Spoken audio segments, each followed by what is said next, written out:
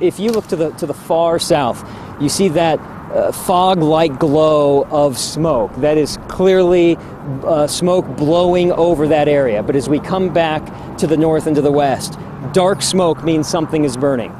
It's either a tree or it's a structure, and I know that that's a neighborhood back there. So the fact that homes are likely burning right now, and to that extent that the smoke is that thick and that dark, it leaves me a bit speechless. And then as we come farther to the north, you can see the flames getting ever so closer to this neighborhood here, and there's a lot more that you can see coming over the ridge right now. I've really not seen anything like this in such a suburban area. I would consider this the western suburbs of Colorado Springs. Yeah, I was just going to ask you, because I know you worked in Colorado Springs for years, and you know that city better than most. So again, as we look at the mandatory evacuation area, and to give you some perspective on the location from I-25 and then the burn area as well, when you're talking about these western suburbs, give us some better indication, Marshall, if you would, of which neighborhoods we're talking more or less.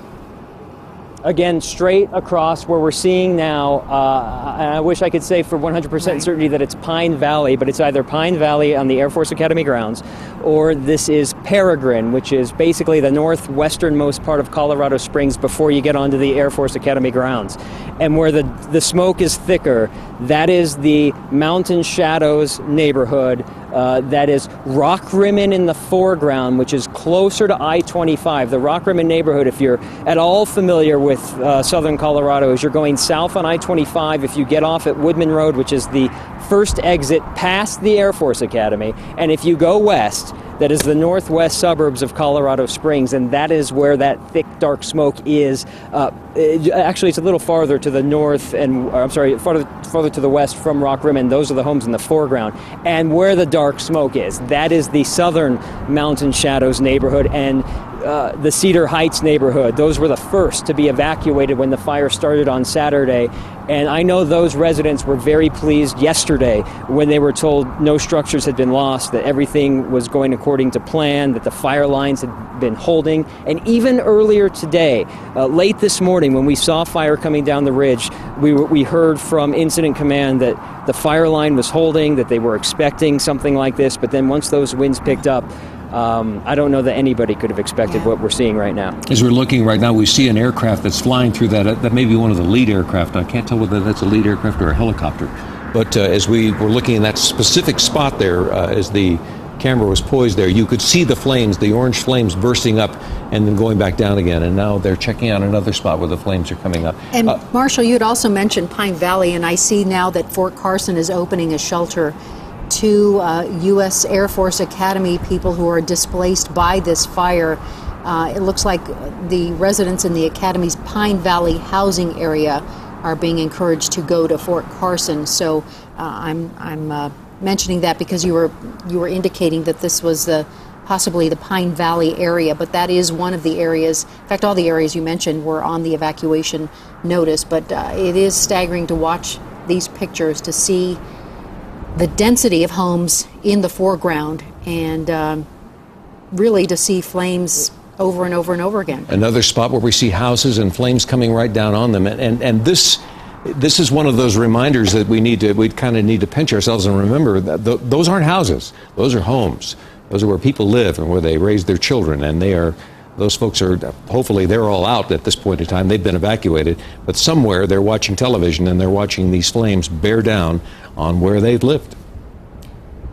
And they just got evacuated about an hour ago. That's the neighborhood that just got one of the more recent mandatory evacuations. And back to I know there's flames up here on Air Force Academy grounds and the northwest side, but as we go back to that really dark smoke that just continues to get dark. Now the flames are cresting the ridge there. It's tough to tell from where I'm at, but one of the natural barriers that firefighters would over there is Centennial Boulevard. That is the far westernmost road that goes north-south on the west side of Colorado Springs there. And I can tell you if the fire has jumped Centennial, which I don't know that it has at all, you're running out of natural fire breaks at that point, besides neighborhoods and cul-de-sacs and other homes. But out there, one of the natural breaks would be a 4-lane road of Centennial Boulevard.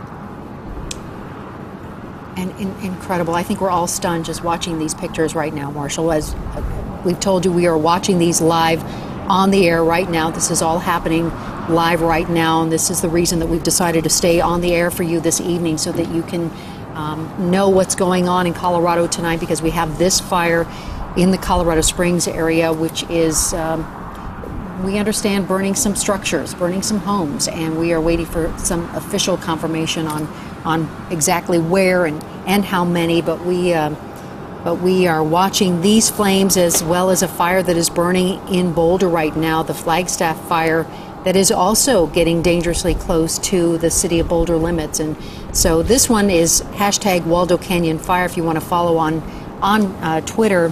We also are live streaming and providing all kinds of information on the denverchannel.com. Because we know so many of you have questions, you want to know how to help, you want to know what to do. For folks in Colorado Springs who are not in the line of fire, we know that there is a health hazard as well for those of you who have some breathing problems. And so this is one way of letting you know that you should stay indoors, or if you need to evacuate, because these flames seem to be growing in intensity as we watch this Waldo Canyon fire kick up tonight.